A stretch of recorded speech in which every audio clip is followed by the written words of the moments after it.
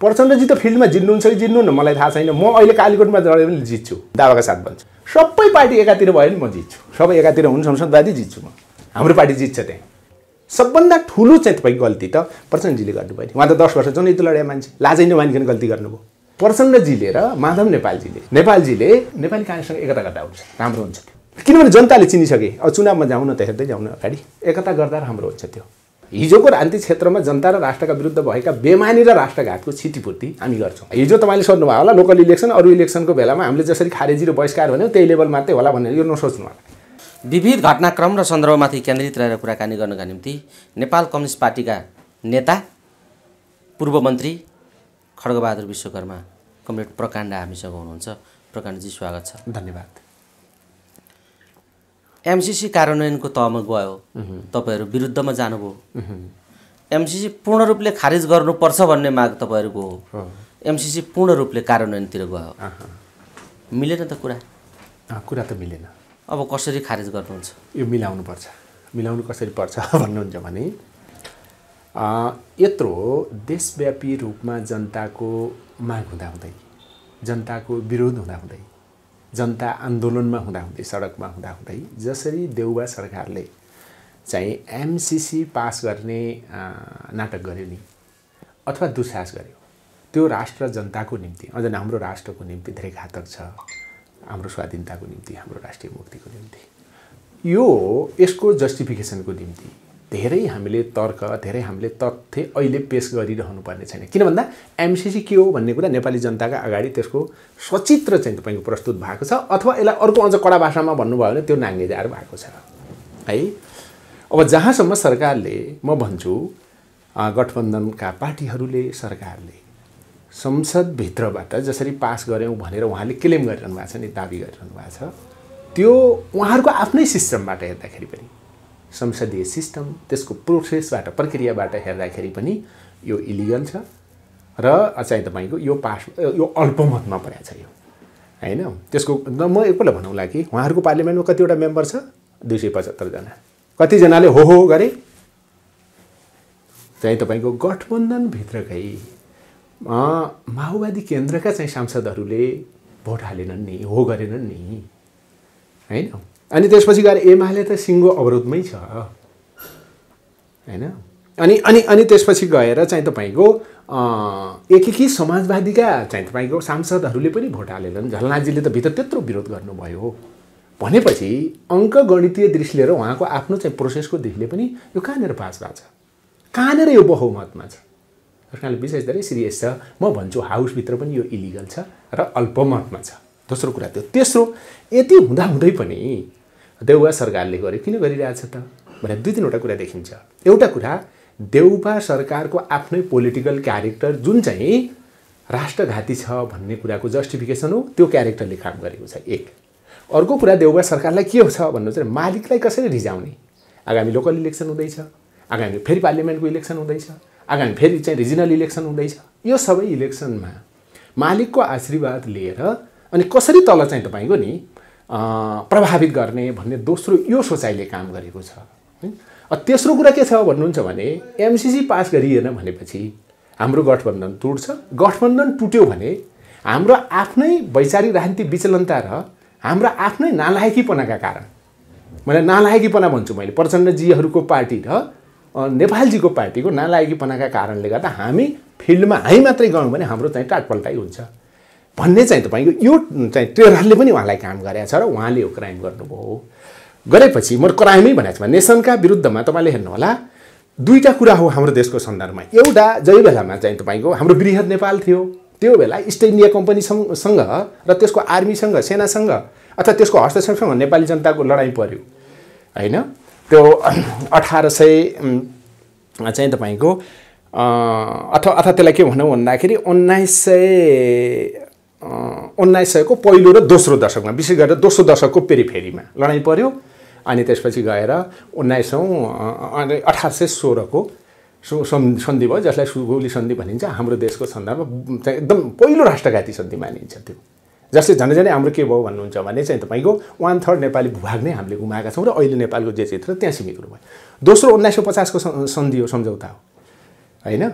त्यो सम्झौता त्यही बेलामा चाहिँ तपाईँको त्यो बेला मोनार्कीले पनि इन्भल्भ भएर गर्यो होइन, त्यो बेला काङ्ग्रेस पनि इन्भल्भ भएर गर्यो, त्यसमा केही कम्युनिस्टहरू पनि इन्भल्भ भए, राणाहरू त छँदै थिए, इन्डियासँग गरेको दोस्रो नेपालको सबभन्दा डेन्जर मानिन्छ। त्यसपछि कोशी, गण्डक, त्यसपछि के अरे महाकाली, अप्पर कर्णाली, अनि त्यसपछि अरू त्यस्तो लगायत थुप्रै यी सबै सम्झौतालाई भनौँ होइन मात गर्ने गरिकन अहिलेको एमसिसी सम्झौता हाम्रो राष्ट्रिय स्वाधीनताका खिलाफमा आएको छ। नेताहरूले भन्दा बडो अचम्म लाग्छ। मैले के भन्छु भन्दाखेरि कि त यी नेताहरू अनाडी छन्, केही पनि चाहिँ तपाईँ यिनी पढ्दैनन् त्यसै बोल्छन्, कि त यिनीहरू यताहरू यस्ता दास छन्, यिनलाई देश र जनताको कुनै पनि चाहिँ तपाईँको चासो छैन। त्यो कुरा पुष्टि हुन्छ अहिले यो। त्यसो भएको हुनाले हामीले भनेको यो कुनै पनि हालतमा उहाँहरूको आफ्नै संवैधान र कानुनी दृष्टिले पनि यो चाहिँ तपाईँ लिगल छैन।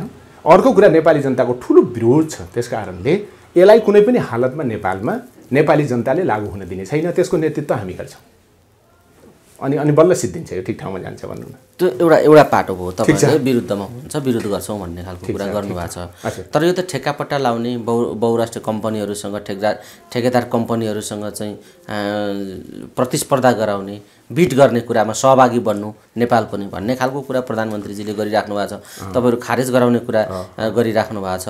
भनेपछि एउटा विकासको बाटोलाई अवरुद्ध गर्ने बाटोमा तपाईँहरू जानुभयो भन्ने खालको सन्देश यो ठेक्कापट्टाका कुराहरूमा आम सर्वसाधारण मानिसमा यस्तो खालको सन्देश पनि जान सक्छ।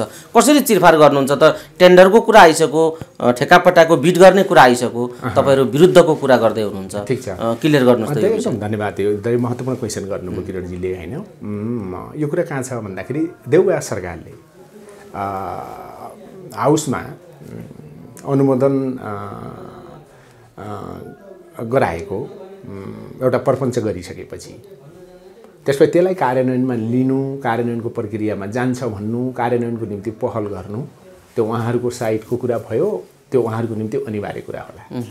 तर नेपाली जनताले र हामीले भन्नु न, सबै देशभक्त शक्तिहरूले, राजनीतिक शक्ति, व्यक्ति सबैले र हामीले नेपाली जनताले एकपटक नेपालका आफ्नो सत्ता स्वार्थ, कुर्सीको स्वार्थ, चुनावी स्वार्थ, पार्टीगत स्वार्थको निम्ति देशका टाउकोमा गिर खेल्ने तपाईँ राजनीति क्षेत्रमा भएका दलालहरू त एक्सपोज भए, तिनको त सबै नेपाली जनताले नोट गरेर राखेका छन् है।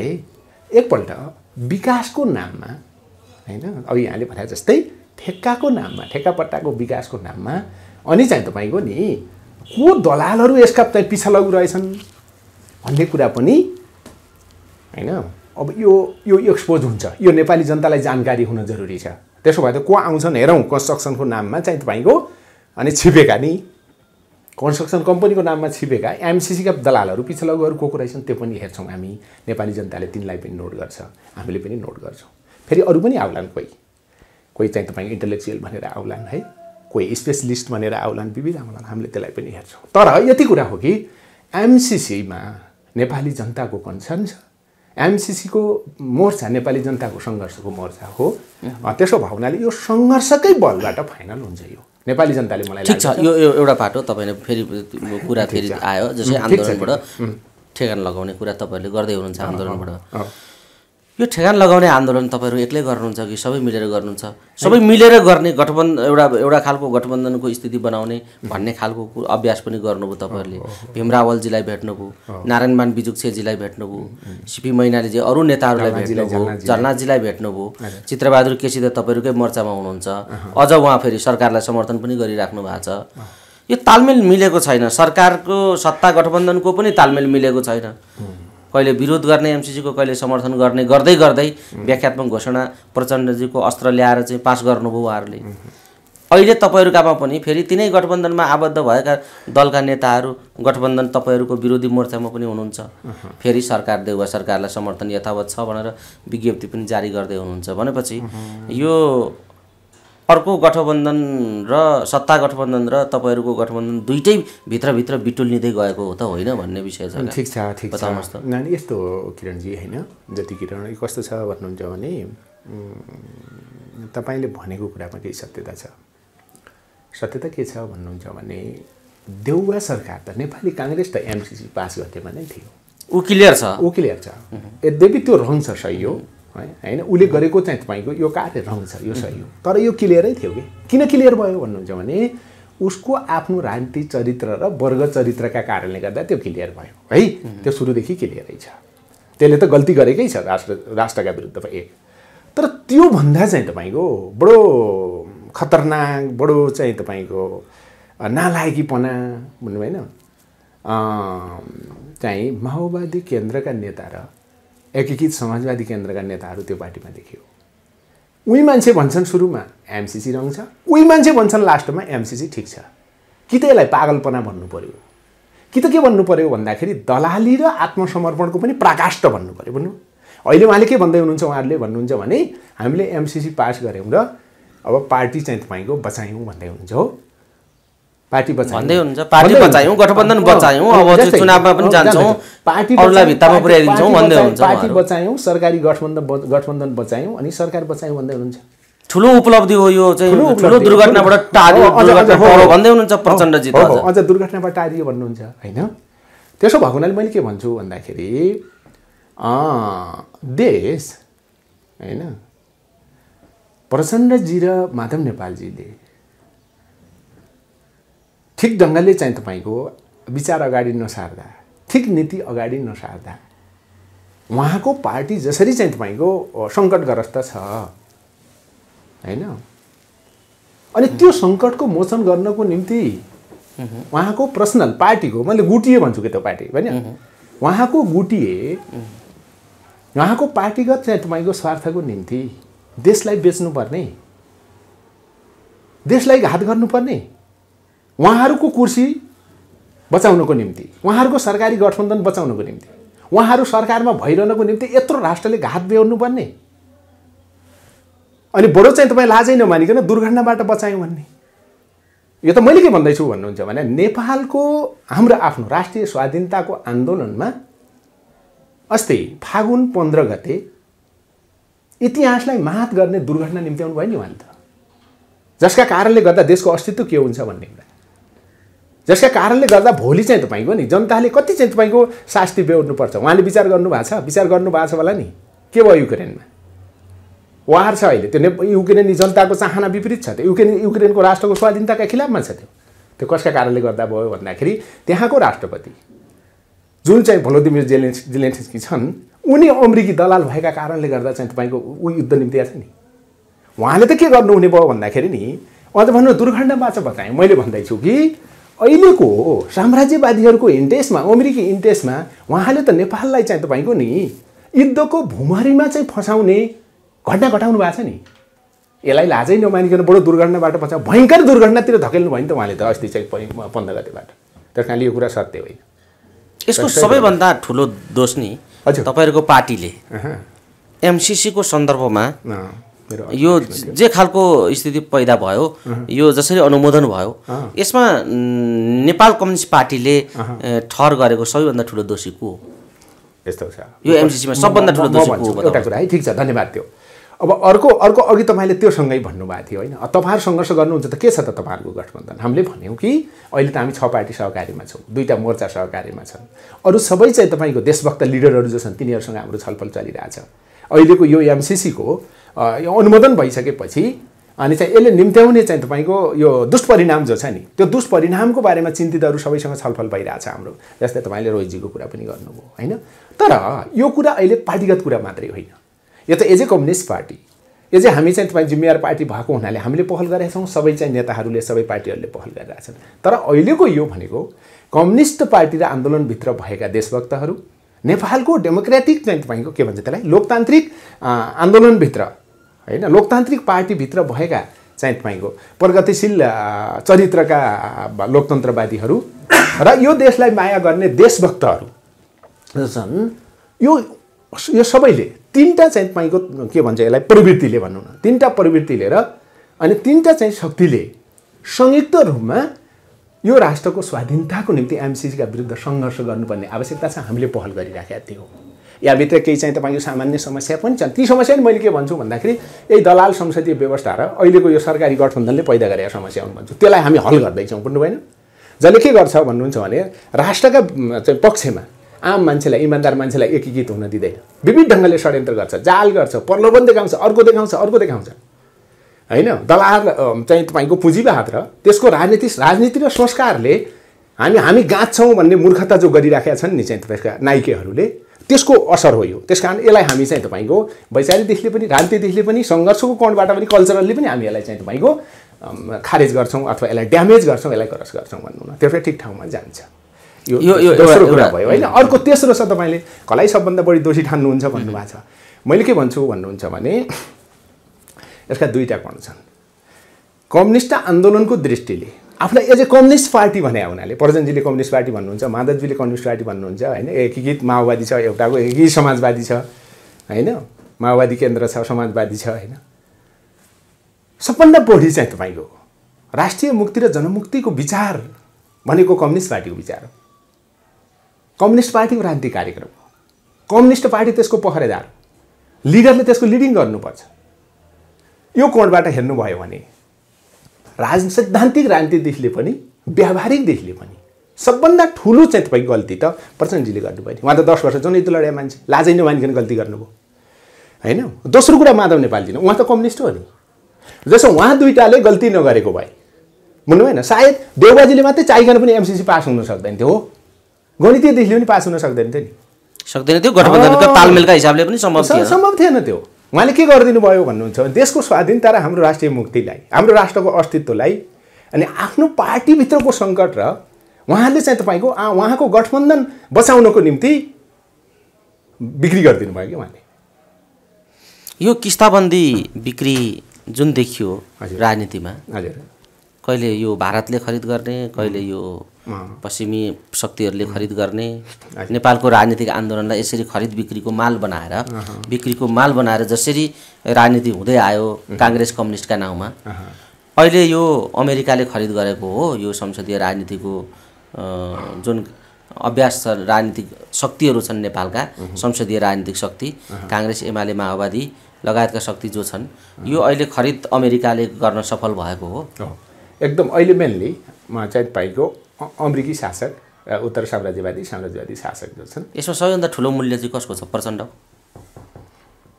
अब यसको मैले खालि राजनीतिक भ्यालु मैले बुझेँ, आम सर्वसाधारणले नबुझ्नु होला कि भनेर मैले बुझेँ। यसमा के छ भन्दा हुन्छ भने सबभन्दा बढी आफूलाई डेमोक्रेट भन्ने होइन, डेमोक्रेटको त संसदीय पोलिटिक्समा चाहिँ मेनै भन्छ नि त काङ्ग्रेसले। आफूले काङ्ग्रेसले यो गर्नु हुँदैन थियो, टुटी गर्यो काङ्ग्रेसले, देउबाजीले अहिले गर्नु हुँदैन थियो। किन भन्दा यो के होइन भन्दाखेरि तपाईँको 17 देखि 46 सालसम्मको स्थिति पनि होइन यो, 46 देखि 62-63 सम्मको स्थिति पनि होइन यो। उहाँहरू आफैले भन्नुभएको छ सङ्घीय लोकतान्त्रिक गणतन्त्रात्मक हाम्रो व्यवस्था हो भनेर होइन। गणतन्त्रात्मक व्यवस्थामा, लोकतान्त्रिक व्यवस्थामा के हुन्छ भन्नुहुन्छ भने दुईटाको कुरा चाहिँ तपाईँको प्रायोरिटीमा पर्छ, पेश हुन्छ। एउटा लोकको कुरा, जनताको कुरा, अर्को नेसनको कुरा, राष्ट्रको कुरा। जब उहाँले राष्ट्र र जनतालाई घात हुने चाहिँ तपाईँको सहमति गर्नुहुन्छ, गतिविधि गर्नुहुन्छ, नीति बनाउनुहुन्छ, त्यो व्यवहार गर्नुहुन्छ, सबभन्दा ठुलो टोटी त आफूलाई लोकतन्त्रवादी भन्ने नेपाली काङ्ग्रेसले गर्यो, देउबाजीले गर्नु, उहाँको सरकारले गर्यो, उहाँको नेतृत्वमा सर। नम्बर 1 है।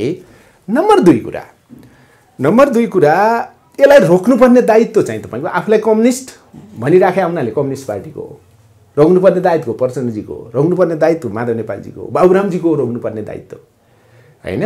तर उहाँहरू पनि के हुनुभयो भन्दाखेरि नि यो काङ्ग्रेसको सती जानुभयो, काङ्ग्रेसको पुच्छर हुनुभयो। उहाँहरूले अब के भएन भन्नुहुन्छ भने प्र्याक्टिकल्ली उहाँहरूको ट्रेडमार्कको पनि के भयो, च्याचुत भयो। अब त्यो ट्रेडमार्कको नकाब थियो नि, त्यो च्याचुत भयो। मलाई त के लाग्छ भन्नुहुन्छ भने यो बेकार जनतालाई कन्फ्युजन गर्ने भन्दा उहाँहरूको भलो के हुन्छ भन्दाखेरि अब चाहिँ तपाईँको प्रचण्डजीले र माधव नेपालजीले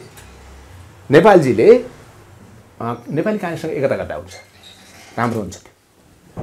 किनभने जनताले चिनिसके, अब चुनावमा जाउँ न त, हेर्दै जाउँ न अगाडि, एकता गर्दा राम्रो हुन्छ त्यो, बेसिकल्ली राम्रो छ। काङ्ग्रेसले त के गर्यो, त्यो गल्ती त गर्यो, राष्ट्रघात त गर्यो, सुरुदेखि भनेर नै गर्यो क्या त्यसले। तर तपाईँले यस्तो सुझाव दिँदै गर्दा नि म त अझ क्रान्तिकारी डाइनामिक नेतृत्व मैले ल्याएँ जनयुद्ध यहाँसम्म, यो परिवर्तन सबै वरिपरि हाम्रै युद्धको क्रान्तिको एजेन्डा वरिपरि घुमिराखेको छ, राजनीति मेरा वरिपरि घुमिराखेको छ।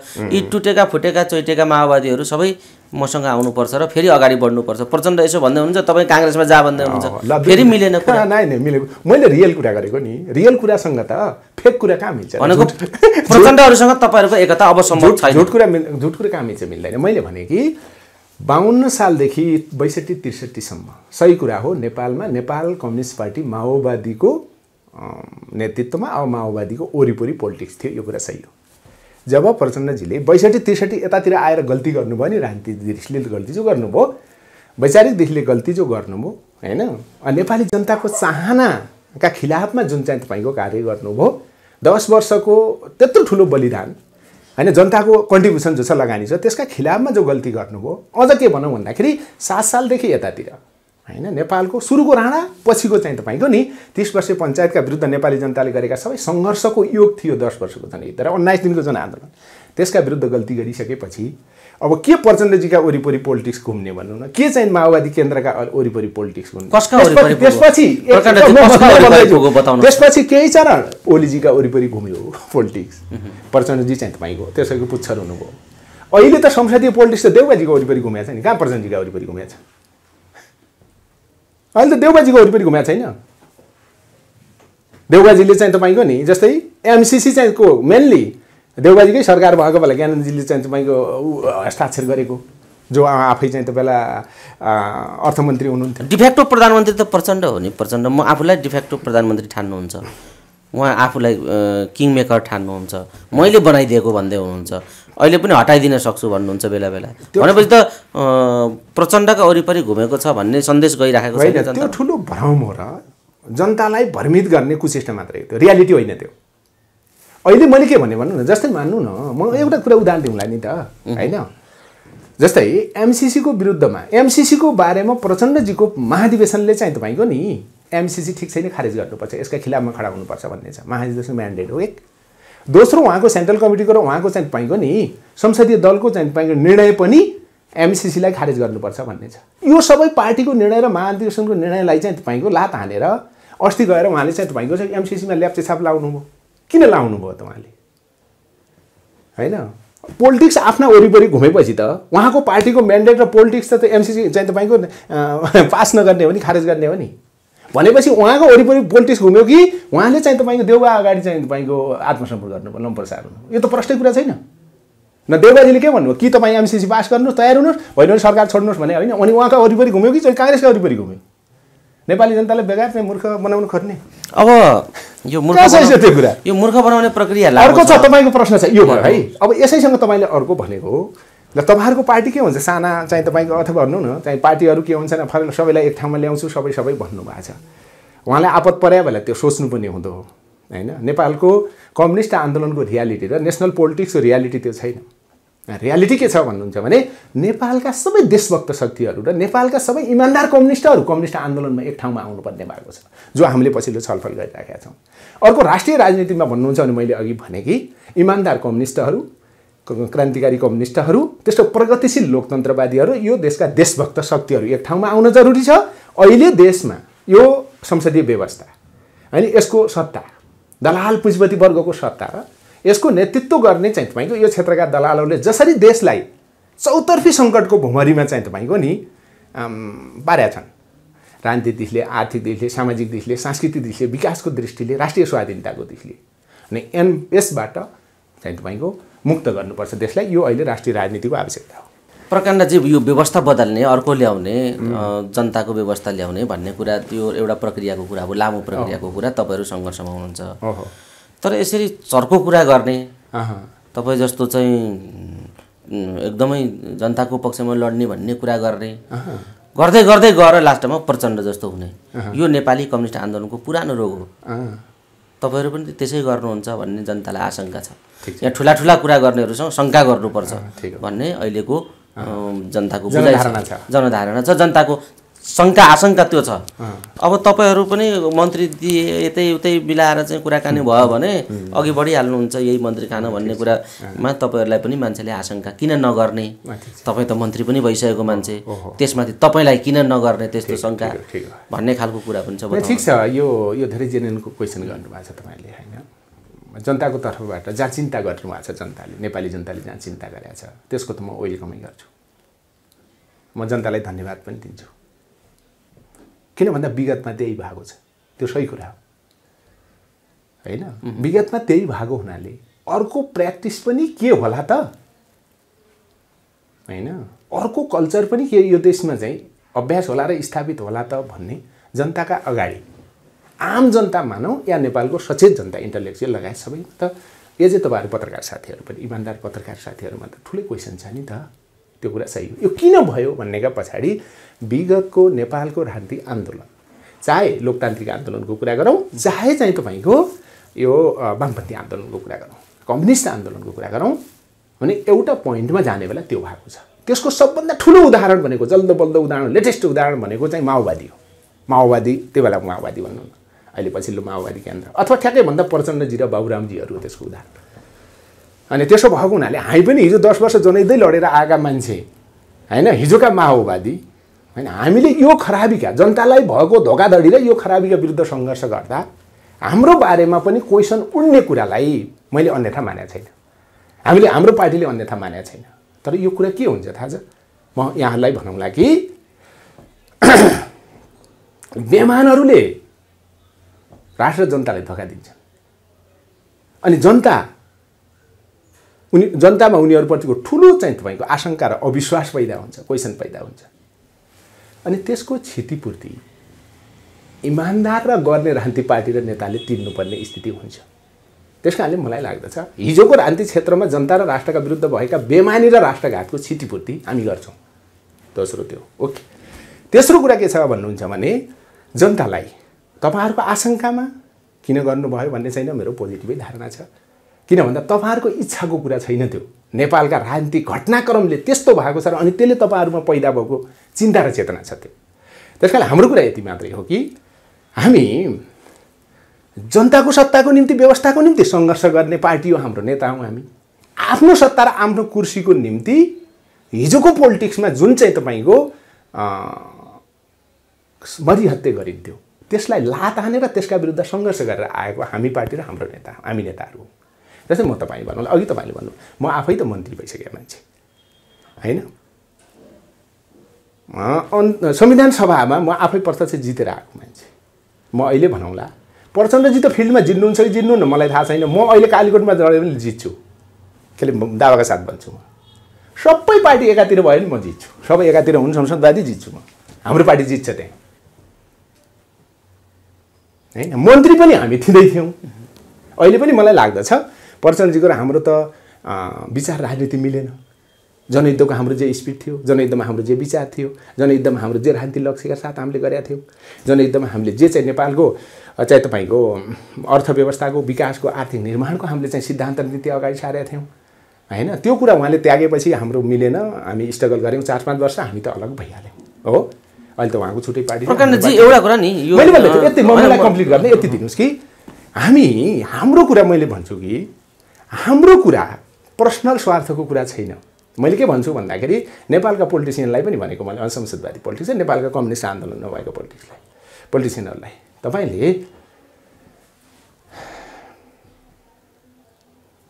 पैसा आर्जिनु छ र नवधनाढ्य हुनु छ भने हैन राजनीतिको दुरुपयोग नगर्नुस् भन्ने छ कि मेरो तपाई खुरुक्क व्यापार गरे हुन्छ व्यापारी भएर बसे हुन्छ राजनीति भनेको त भलन्टियरली देश जनताको सेवा गर्ने चाहिँ तपाईको नि क्षेत्र हो यो हैन हामी चाहिँ त हाम्रो कुरा के छ भन्नुहुन्छ भने यसैको हामी अन्त्य गर्न चाहन्छौं नेपालमा यसैको अन्त्य नहुनुले दुनियाका पछि चाहिँ तपाईको नि विकास भएका र पछि आन्दोलन गरेका देशहरू नयाँ ठाउँमा पुगिसके विकास गरेर हामी अहिलेसम्म के छ भन्दाखेरि समस्याको भुमरीमा छौं विगतका समस्या अनगोइङ छन् अहिले पञ्चायतका समस्या अनगोइङ छन् हैन अनि राजतन्त्रात्मक संसदीय बहुदलीय व्यवस्थामा भएका समस्या अनगोइङ छन् अनि त्यसपछि गएर 62-63 देखि चाहिँ तपाईको नि अहिलेसम्म भएका समस्या अनगोइङ छ त्यसको शिकार भइराछौ नि यसका पछाडीको मूल कारण के हो भने यसको पछाडीको मुख्य कारण भनेको राजनीति हो हैन यसका पछाडीको मूल कारण भनेको नीति हो राज्य सञ्चालन गर्ने नीति नै हाम्रो देश जनताको भएन नि राज्य नै हाम्रो जनताको प्रकाण्डजी ठ्याक्कै तपाईलाई रोकेर तपाईले प्रतिबद्धता व्यक्त गर्नुभयो कि हामी इमानदारीपूर्वक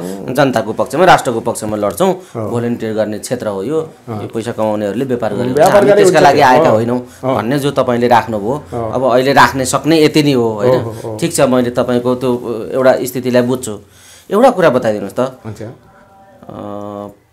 माओवादी केन्द्र प्रचण्डजीको नेतृत्वको माओवादी केन्द्र र विप्लवजीको नेतृत्वको नेपाल कम्युनिस्ट पार्टी बीच कस्तो खालको सम्बन्ध होस् भन्ने चाहन्छन् मान्छेहरू तपाईको अध्ययन तपाईहरुको अध्ययन कस्तो छ बताउनुस् यो कुरा धेरै महत्त्वपूर्ण कुरा छ नेपाली जनताले पहिलो के चाहेको थियो भन्नुहुन्छ भने 62-63बाट यतातिर आइसकेपछि 10 वर्षको जनयुद्धमा माओवादी पार्टीले यो देशको विगतको राज्य सत्ता र शासन व्यवस्था सम्बन्धी जे धारणा अगाडि सारेको थियो र त्यसलाई क्रान्ति मार्फत बदलेर नेपाली जनताको शासन सत्ता राज्य व्यवस्था स्थापना गर्ने चाहिँ अपेक्षाका साथ आफूलाई चाहिँ तपाईँको आन्दोलनमा विगतको क्रान्तिमा 10 वर्षको जनयुद्धमा समर्पित गरेको थियो आफूलाई 62-63 देखि यतातिर आइसकेपछि त्यसको ठिकै खिलाफमा चाहिँ तपाईँको नि माओवादी पार्टी जो गयो त्यसका लिडरशिपहरू जो गए त्यो गम्भीर त्रुटि भयो भन्ने नेपाली जनताको छ। एक त्यो हुनु हुँदैन थियो भन्ने छ।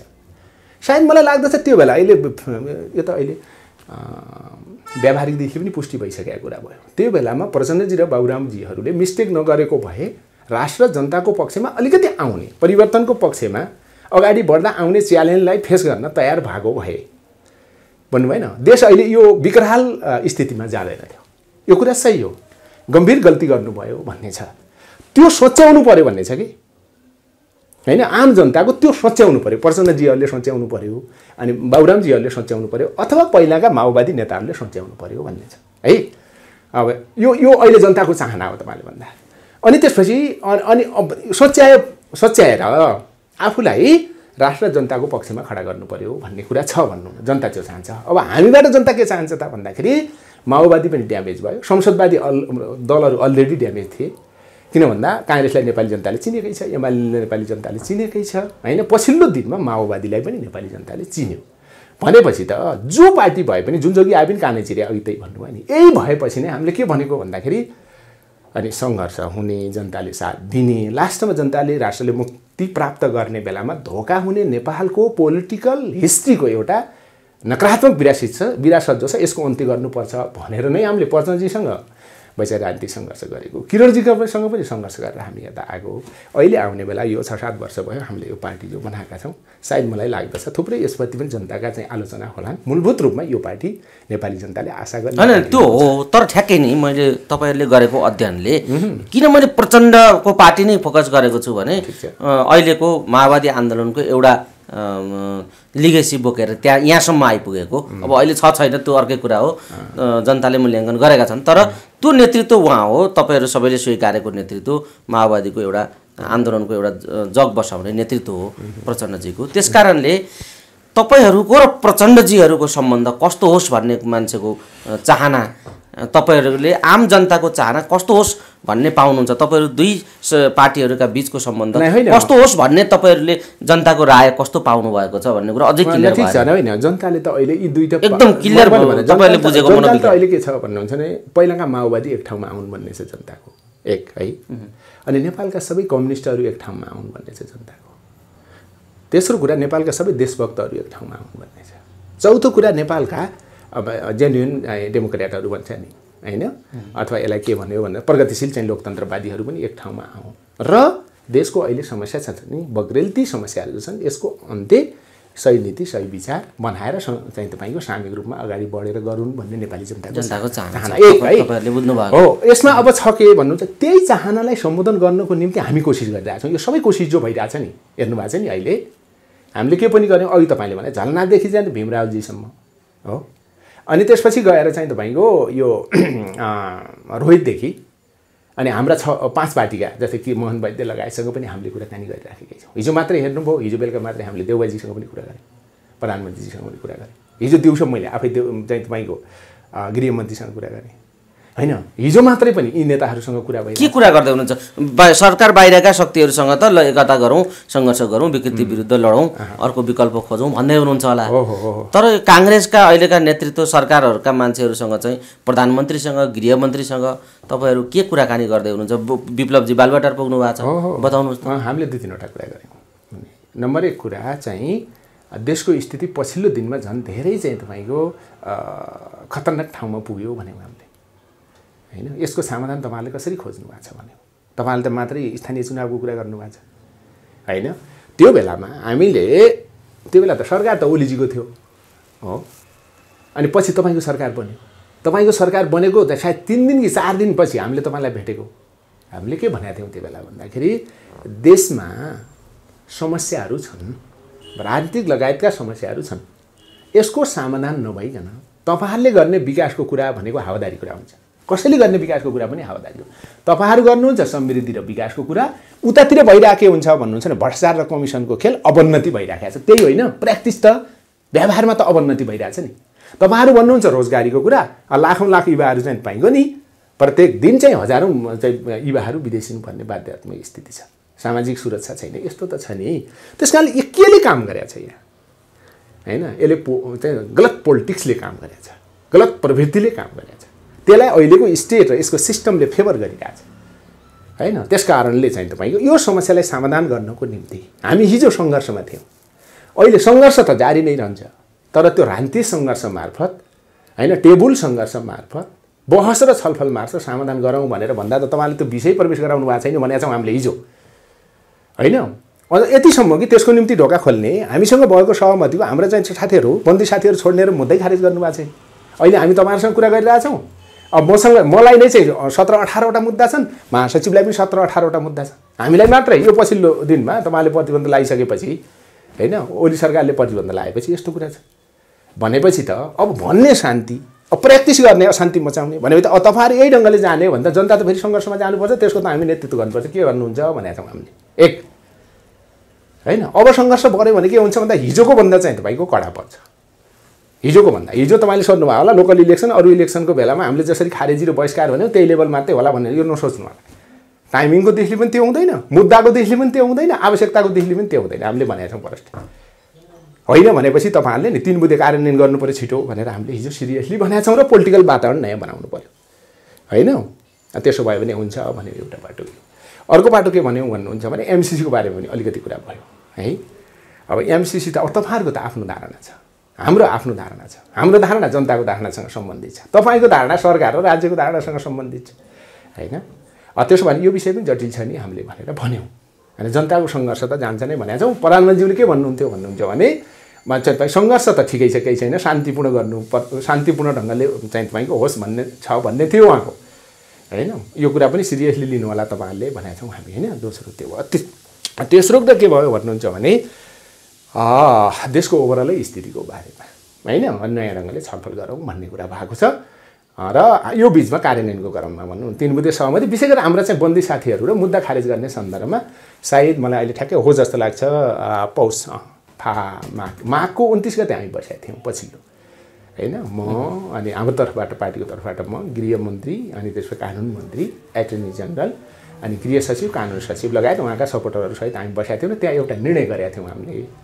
यो बीचमा मुद्दाको सबै डेटा ल्याउने एउटा प्रकृति के छ त्यसको डिफाइन गर्ने दोस्रो अनि त्यसपछि गएर तेस्रो अनि चाहिँ त्यो तयारी गरिसकेपछि क्याबिनेटले डिसिजन गरेर फाइनल गर्ने भन्ने थियो त्यसको चाहिँ मिटिङ गर्ने बेला पनि हाम्रो भएको थियो 3 हप्ता भित्र हामीले कम्प्लिट गर्नुपर्छ अनि 21 गते 3 हप्ता हुन्थ्यो हाम्रो हैन 21 गते 3 हप्ता हुन्थ्यो त्यसपछि हामी चाहिँ बस्ने कुरा थियो हिजो त्यो पनि चाहिँ तपाईसँग सम्बन्धित थियो र उहाँले आफ्नो प्रगति विवरण राख्नु भयो प्रगति चाहिँ तपाईको एउटा ढंगले अगाडि बढ्या छ र हाम्रो हिजो निर्णय के भएको छ भन्दाखेरि यसलाई छिट्टै फाइनल गर्ने भन्ने प्रधानमन्त्रीको कमिटमेन्ट छ हैन अनि हामीले पनि र उहाँको चाहिँ तपाईको सम्बन्ध निकाय सरकारका सम्बन्ध निकायले पनि अब छिट्टै हामी चाहिँ फाइनल गर्छौं भन्नेमा हामी लागेका छौं हिजोको एउटा राम्रो एउटा देशको स्थितिको बारेमा कुरा भयो एमसीसी को बारेमा पनि कुरा भयो अर्को 3 बुँदे सहमति कार्यान्वयनको क्रममा पनि कुरा भयो राम्रो भएको छ भन्नु अब एउटा कुरा बताइदिनुस् यो देशको स्थितिको बारेमा कुरा भयो भन्नुभयो नि हजुर ठ्याक्कै देशको स्थितिको बारेमा नेपाल कम्युनिस्ट पार्टीले बताएको कुरा र सरकारका साथीहरुले भनेको कुरा के छ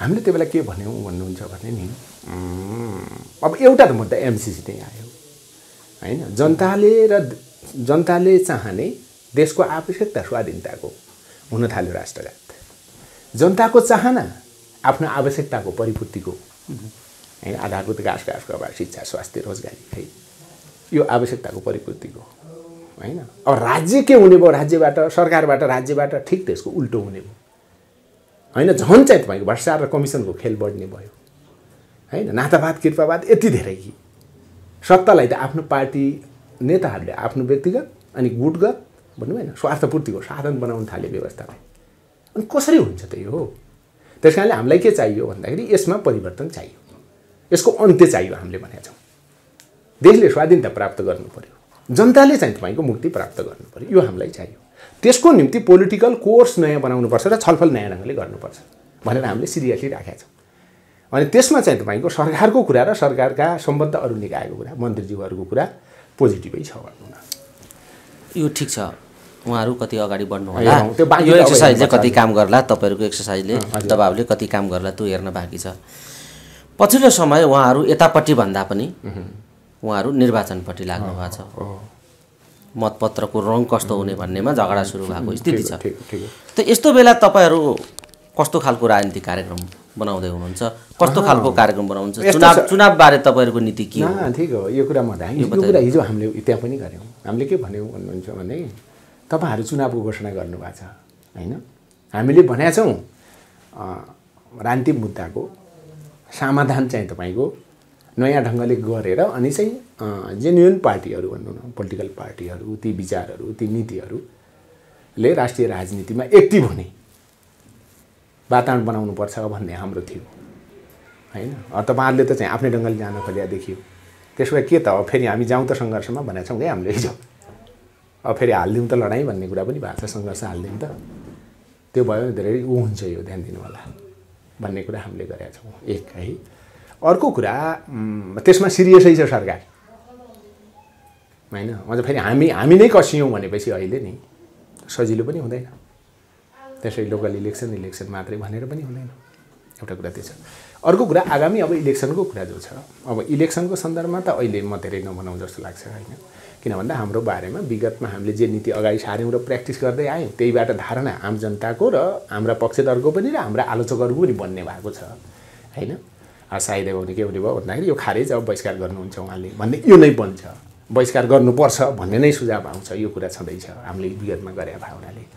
अब अहिलेको सन्दर्भमा के गर्ने भन्ने कुरा सायद अब हामी छिट्टै केन्द्रीय समितिको बैठक बस्दैछौँ हामी होइन। यो चैतको फर्स्ट विकमा हामी बस्छौँ, छिट्टै बस्दैछौँ। त्यो केन्द्रीय समितिको बैठकबाट हामीले एउटा प्रश्न नीति बनाउँछौँ, त्यो नीतिको आधारमा नि आगामी चुनावको लोकल चुनावको हामी सामना गर्छौँ भन्नु। हस् प्रकाण्डजी, समय दिनुभयो, यो समय र महत्त्वपूर्ण संवादका लागि यहाँलाई धेरै धेरै धन्यवाद छ। यो आजको बहस धेरै गम्भीर प्रकृतिको बहस भएको छ, किनभने देश र जनताको जीवन सहज छैन। अहिले एमसिसीको यत्रो मुद्दा छ, देश डिभाइड छ, जनता सङ्घर्षमा छ। यो बेलामा देशको बारेमा, जनताको बारेमा, यो स्थितिको बारेमा पार्टीका धारणा सार्वजनिक गर्ने, यहाँहरूको मिडिया मार्फत सार्वजनिक गर्ने अवसर जो दिनुभयो यसको निम्ति ज्योति किरणलाई, तपाईँहरूको यो टिमलाई र तपाईँहरूको मिडियालाई विशेष धन्यवाद। हस्, धन्यवाद छ।